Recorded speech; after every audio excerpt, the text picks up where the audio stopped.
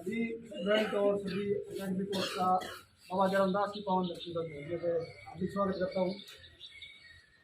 सबसे पहले हमारे बीच हमारे गांव के जो राजीव दीक्षित गुरुकुल है, आपको सभी को पता है पूरे इंडिया में नहीं वर्ल्ड में फैला हुआ है, जो कि कैंसर की स्पेशल दवाई देते हैं हमारे यहाँ पर। तो राजीव दीक्षित गुरुकुल के आचार्य भाई कमलकांत जी हमारे बीच पहुँचे हैं और डॉक्टर अरुण वर्मा भी उनके साथ है। ये दो बार आपको कुछ समझाना चाहेंगे, तो आप उनके विचार सुने और उनका हौसला करेंगे।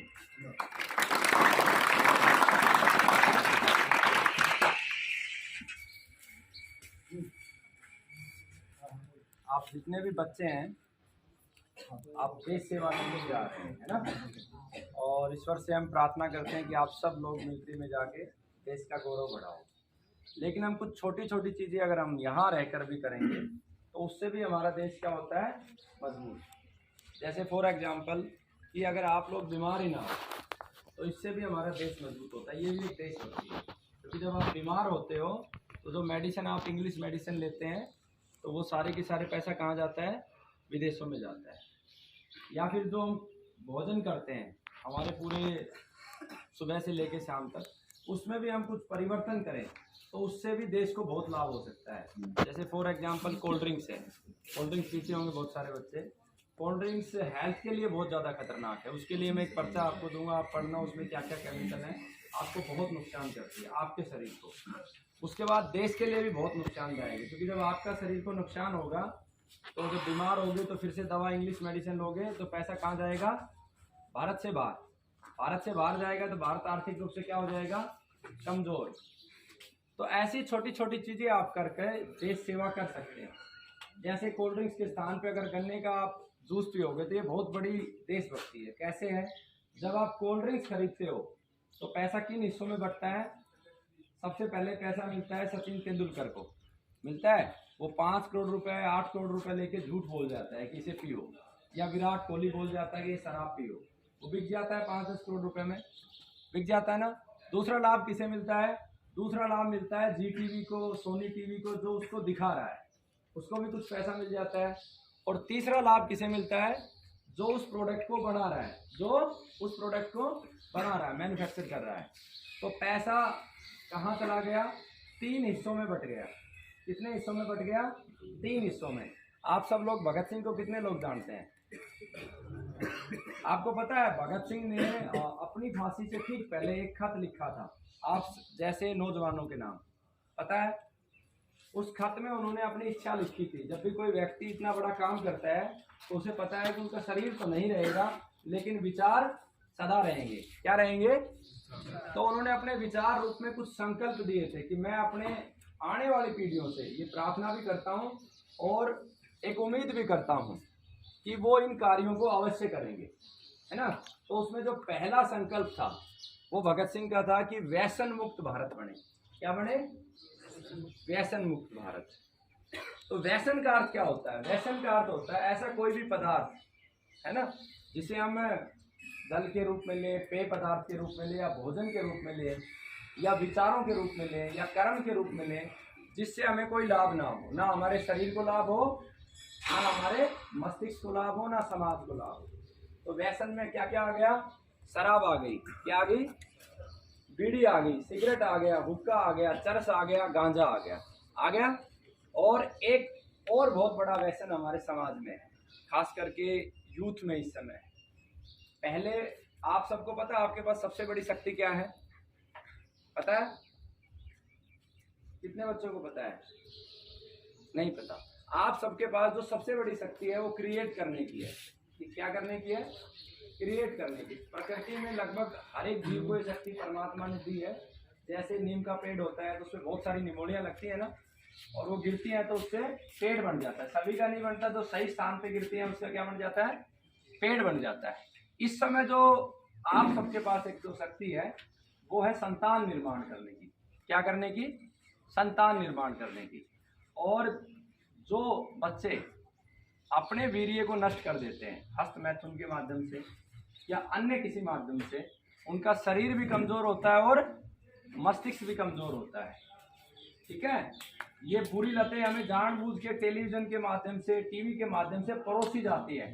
आपको पता, पूरी दुनिया ने जब रिसर्च किया कि भारत का डीएनए जो है वो सबसे ज्यादा मजबूत है।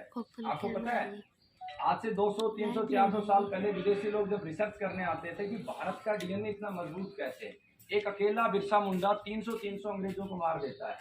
एक अकेला चंद्रशेखर आजाद हजारों अंग्रेजों से लड़ लेता है। तो उन लोगों ने देखा कि इनका तो डीएनए ही बहुत मजबूत है, इनको तो कभी गुलाम ही नहीं बनाया जा सकता। क्या नहीं बनाया जा सकता? गुलाम ही नहीं बनाया जाता। इतने इतने ताकतवर है, महाराणा प्रताप जैसे योद्धा, वीर शिवाजी जैसे योद्धा, आखिर ये तैयार कैसे हो रहे हैं? तो उन्होंने पूरा अध्ययन किया। जैसे विदेशी लोगों की संस्कृति है, वो विवाह से पहले संबंध बनाते हैं, 1 से 4 से 5 से, अपने शरीर को नष्ट करते रहते हैं। उन्होंने देखा भारत में एक परंपरा है। क्या है? एक परंपरा है कि बच्चे को बचपन से ही संस्कारित किया जाता है, उसको हर चीज का महत्व बताया जाता है, और उसके बाद उसका वीर्य जब पुष्ट हो जाता है, 25 साल तक वो ब्रह्मचर्य का पालन करता है, फिर वो विवाह करता है और गर्भ संस्कार के माध्यम से वो संतान तैयार करता है। और वो संतान कैसी तैयार होती है? महाराणा प्रताप के रूप में, भगत सिंह के रूप में, ताकतवर और बुद्धिमान। तो अगर आप अपना वीर्य बचाओगे, है ना, इसको गलत तरीके से नष्ट नहीं करोगे, तो आप जो ये एक्टिविटी कर रहे हो इसमें भी बहुत लाभ होगा। आपका स्टेमिना बढ़ जाएगा, है ना, और आपका ब्रेन भी बढ़ेगा। तो ये व्यसन है हमारे शरीर का, इस समय समाज का सबसे बड़ा व्यसन है। तो इसे भी अपने को क्या करना है? खत्म। ऐसा करके हम भगत सिंह को भी श्रद्धांजलि देंगे। जैसे कई बार मैं देखता हूँ कि सभी लोग एक गाड़ी में बैठे हैं, एक बार घटना बताता हूँ, शराब पी रहे हैं और अंदर बाहर भगत सिंह की फोटो लगी हुई है ना, और कह रहे हैं कि मैं भगत सिंह के लिए कुछ भी कर सकता हूँ। ये भगत सिंह के प्रति श्रद्धांजलि नहीं है ना, ये एक तरीके से उस व्यक्ति का अपमान है। जैसे फॉर एग्जाम्पल महाराणा प्रताप, एक पीछे की मैं घटना बताता हूँ। अभी हमारे भारत में बड़ी लड़ाई चली, किस बात को लेके?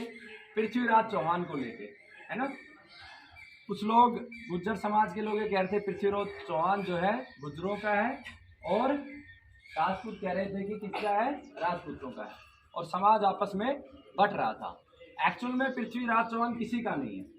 जैसे महाराणा प्रताप किसका है? महाराणा प्रताप उस महान योद्धा था, महाराणा प्रताप जो अपने स्वाभिमान के लिए लड़ा, और महाराणा प्रताप के लिए बलिदान भी बहुत लोगों ने दिया, भील, आदिवासी सब मिलके लड़े ना। तो ये जानबूझ के जिस प्रकार से हमारे डीएनए को कमजोर करने के लिए ये व्यवस्था डाली गई टेलीविजन के माध्यम से, फिल्मों के माध्यम से, ताकि आप पथभ्रष्ट हो जाओ, इसी प्रकार से हमारे समाज में जातियों की व्यवस्था डाली गई ताकि हम आपस में लड़ के अपने आप को कमजोर कर लें। अन्यथा तो कितना त्याग होता था। महाराणा प्रताप को, उनकी जो पीढ़ियों को बचाने के लिए एक माता थी ना, क्या नाम था उसके मंदिर का, मुझे नाम नहीं याद आ रहा, लेकिन उस माँ ने सिर्फ उस राजा का साम्राज्य बचाने के लिए, उस माँ को क्या पता था कि ये लोग ज्यादा ताकतवर हैं, देश की रक्षा कर पाएंगे, उसके बच्चे को हटा दिया और अपने बच्चे को सुला दिया। उसको पता था इसकी गर्दन कटनी है, और वो गुज्जर समाज से थी ना।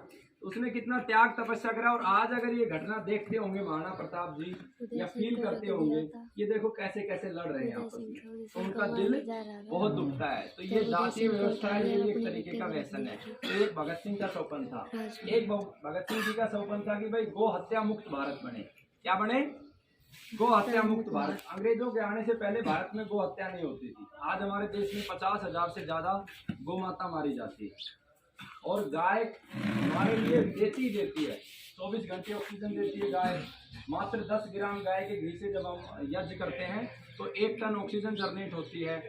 ये जो रोगी ठीक हो रहे हैं, जितने भी रोगी ठीक हो रहे हैं, वो गौ माता के गौमूत्र और औषधियों से ठीक हो रहे हैं, है ना। तो हमें भगत सिंह का सपन पूरा करने के लिए गो हत्या रोकनी चाहिए, और गो हत्या रुकेगी तो हमारा देश मजबूत बनेगा, आप मजबूत बनेगा, और आने वाली पीढ़ी मजबूत बनेगी। कैसे बनेगी? जिसके घर में गाय होती है, मेरे जीवन का अनुभव बताता हूँ, वो गाय का सात्विक दूध पीते हैं, उनके बच्चे संस्कारवान बनते हैं, उनके बच्चों की बुद्धि बढ़ती है। गाय के गोबर से जब हम अन्न उगाते हैं, गोबर गौमूत्र से, तो उस अन्न में सात्विकता आती है, जो शरीर को रोग प्रतिरोधक क्षमता को भी बढ़ाता है, शरीर की ताकत भी बढ़ाता है। और जो पैसा हमारा यूरिया, डीएपी और केमिकलों में लग जाता है, जिसके माध्यम से जब हम उत्पादन करते हैं, तो जो खेती होती है उससे जहर ही निकलता है। आप देखोगे ना, ज्यादातर लोग बीमार हो रहे हैं तो उसके पीछे क्या है कि हम जहरीली खेती कर रहे हैं, है ना। तो गौ माता को बचाना है, ये एक उनका सपन था। एक सपन और था भगत सिंह का, कि हमारे देश में व्यक्ति को उसके कर्म के आधार पर सम्मान मिले, यानी कि मजदूर हो, किसान हो, सबको समान दृष्टि से समाज देखे। ये नहीं है कि कोई बड़ा विधायक आ गया या कोई बहुत बड़ा पैसे वाला आ गया तो सब लोग खड़े हो गए। कोई एक ईमानदार मजदूर भी है, समय से अपना काम कर रहा है, किसान है, तो उसके लिए भी हमारे पास सम्मान इतना ही होना चाहिए जितना उसके लिए। तो कहते सम्मान में कभी भेदभाव ना हो। एक और सौपन भगत सिंह जी का था, वो कहते थे कि जिस तरीके से अंग्रेजों ने हमारी माँ बहन बेटियों के साथ गलत किया है, ऐसे भारत के युवक आने वाली पीढ़ी ना करें, उस दृष्टि से ना देखें, है ना, भोगीवादी ना बने। जैसे हर क्षण हम किसी औरत को, स्त्री को इसी भाव से देखेंगे, भोगने के भाव से देखेंगे, तो वो भगत सिंह के सपने के विरुद्ध है। ठीक है, तो ये मोटी मोटी चीजें आप याद रखोगे तो आप बड़ा कर पाओगे। क्या कर पाओगे? बड़ा। जब भी कोई आप उत्पाद खरीदते हो, जैसे आपने बोर्नविटा खरीदा, है ना, तो आपके दिमाग में बात होनी चाहिए किससे बना है ना। बोर्नविटा कैसे बनता है आपको पता है? मूंगफली का तेल निकालने के बाद जो उसकी खली बचती है, उसके अंदर केमिकल मिला के उसे टेस्टी बना दिया जाता है। और पैसा कहाँ बच जाता है? सचिन तेंदुलकर के पास, जीटीवी के पास और कंपनी के मालिक के पास। जबकि उसी के स्थान पर आप डायरेक्ट मूंगफली खाओगे या गन्ने का जूस पियोगे तो पैसा कहाँ बटेगा? जब गन्ने का जूस पियेंगे तो पैसा बटेगा कहाँ पे? सबसे पहले किसान के पास जाएगा, और गन्ना फैक्ट्री में नहीं उग सकता ना, तो पूरे देश में पैसा बटेगा। आपके माता पिता मजबूत बनेंगे जो खेती कर रहे हैं। दूसरा पैसा कहाँ बटेगा? जो गन्ने की जूस पे रेडी, वो फैक्ट्री में पैक होकर नहीं आ सकता, तो लाखों लोगों को रोजगार मिलेगा ना, लाखों लोगों को रोजगार, तो सारे लोग मजबूत होंगे। और भगत सिंह का जो एक सबसे महत्वपूर्ण बात थी, जो बार बार कहते थे, हम भगत सिंह जी को ऐसे देखते हैं क्रांतिकारी के रूप में, वो ये कहते थे कि पूंजीवाद हर समस्या की जड़ है। क्या? पूंजीवाद। और पूंजीवाद का अर्थ होता है कि जब पैसा एक स्थान पे इकट्ठा होता है और ऐसे लोग समाज में होते हैं जो पैसे को इकट्ठा करना चाहते हैं, तो समाज में हमेशा कष्ट ही कष्ट बढ़ेगा, दुख ही दुख बढ़ेगा। तो जब हम कोल्ड ड्रिंक्स पीते हैं, बोर्नविटा लेते हैं या अन्य ऐसे उत्पाद लेते हैं, तो उससे क्या बढ़ता है? पूंजीवाद। तो अभी आपको एक पर्चा देंगे, उसको आप पढ़ना, उसमें वो सारी चीज़ें जो हमारे शरीर को नुकसान पहुंचाती है। तो जब उन चीज़ों को आप हटाओगे अपने जीवन में, पेड़ पौधे लगाओगे, तो हमारा देश मजबूत होगा। ठीक है। और आज हम हमारे इस पूरे क्षेत्र के लिए बड़ी गर्व की बात है, हमारे बीच में डॉक्टर साहब हैं, doctor Arun Kumar, BMS doctor हैं। इनको 20 सालों का अनुभव है, और जितना मैं समझ पाता हूँ, भारत में जितने भी चिकित्सक हैं, लगभग मैं पूरे भारत में घूमता हूँ, उनमें से सबसे अनुभवी और सबसे अच्छे वैद्य हैं, जो एक वैद्य में गुण होनी चाहिए। ये आपको कुछ बेसिक बातें बताएंगे कि किस तरीके से आप अपने शरीर को फिट रख सकते हो। तो मैं आशा करता हूँ कि आप अच्छे से ध्यान से इनको सुनना, और एक बार जोरदार तालियों के साथ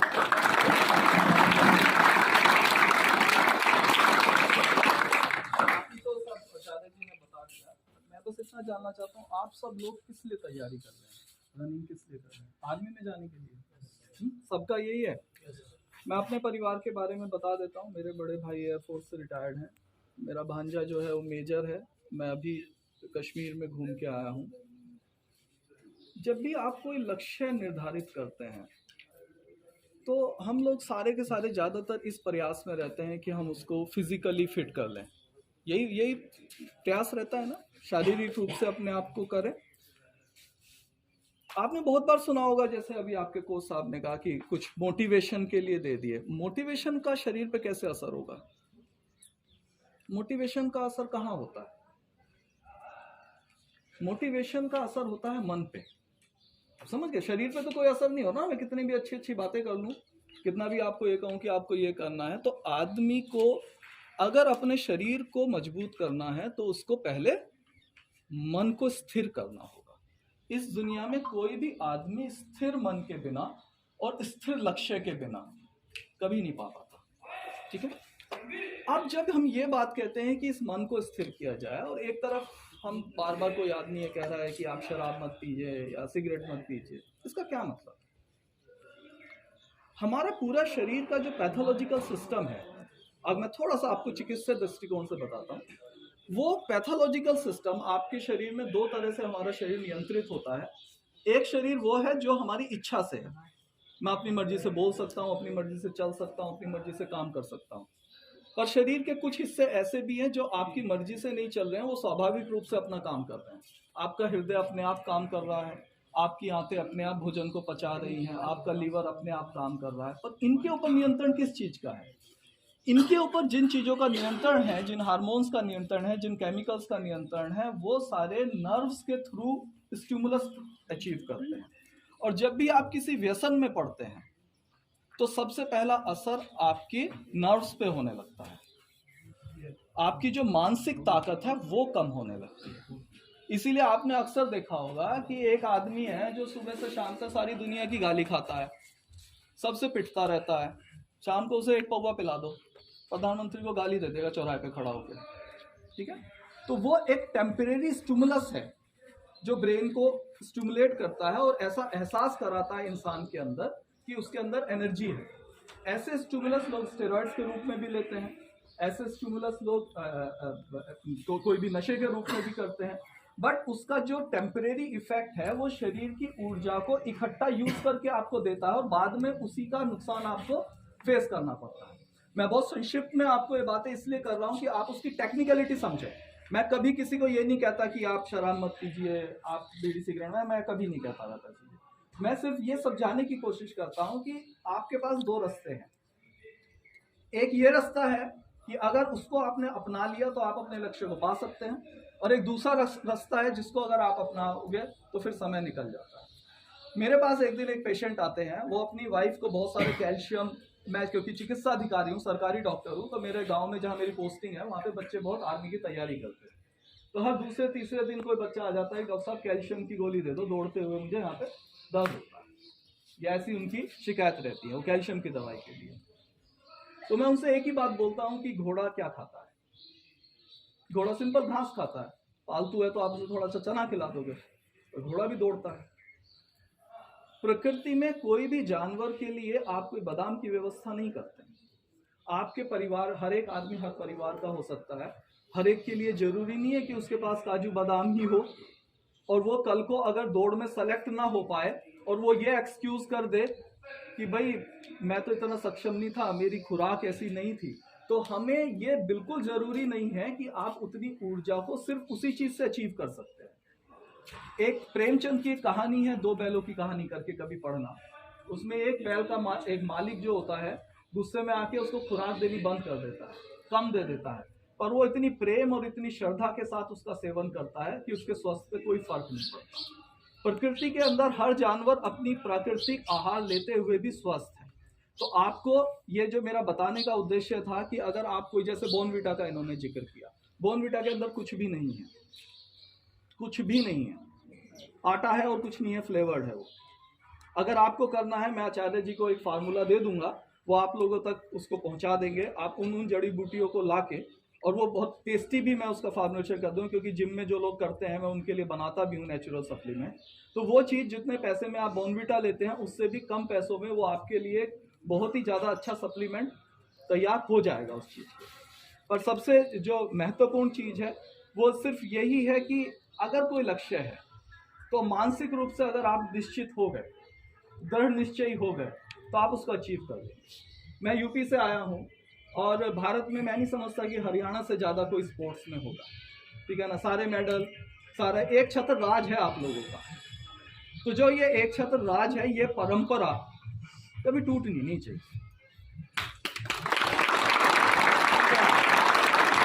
तो मेरे लिए, मैं भले यूपी से आया हूँ पर है तो एक ही ना, है तो सब भारत के ही ना। मेरी दादी भी सफेदों की थी। तो सबसे जरूरी चीज़ है कि आपके जो भी आपके सीनियर्स हैं, जो आप करके गए हैं, उन्होंने जो अचीव किया है वो आपको मोटिवेट करती है। अपने जीवन में सुबह से शाम तक अपने लक्ष्य को स्थिर करके चलोगे तो मैं बहुत उम्मीद करता हूँ कि आप निश्चित रूप से सफल होगे। एक बात कह के अपनी बात खत्म कर देता हूँ। आयुर्वेद में सिर्फ बीमारी का कारण, जिससे कि आप अपनी प्रैक्टिस प्रॉपर करते रहें, सिर्फ दो मेन कारण है डाइट के लिए। दो शब्द हैं, एक है अध्यशन और एक है विषमासन। अध्यशन का मतलब होता है कि हम बिना टाइम के खाएं। आप अगर स्पोर्ट्समैन हैं, आप अगर 4 बार अपनी डाइट को फिक्स करते हैं, 5 बार करते हैं, आप भले 5 बार खाएं, ठीक है ना, बट वो समय निश्चित होना चाहिए। और दूसरा है विषमासन। एक बार का आहार पचे बिना दूसरा आहार नहीं करें। कि अभी मैंने खाया, अभी मैंने भोजन किया, आधे घंटे बाद जाके हमने कुछ खा लिया, ऐसा नहीं करेंगे। अगर सिर्फ आप ये चीजें इंटैक्ट रखोगे, अगर आप पशु को भी कभी देखोगे तो पशु सिर्फ भूख लगने पे खाता है। शेर शिकार भी जब करेगा जब भूख लगने के लिए करेगा। तो ऐसी थोड़ी थोड़ी व्यवस्थाओं करके एक आप लोगों के लिए प्रोटीन का सप्लीमेंट मैं उनको दे दूंगा जो आप तक पहुंच जाएगा, जिसको आप कर लीजिएगा। और आपके भविष्य की शुभकामनाओं के साथ ईश्वर करे आप सभी लोग सेलेक्ट हो। आपका बहुत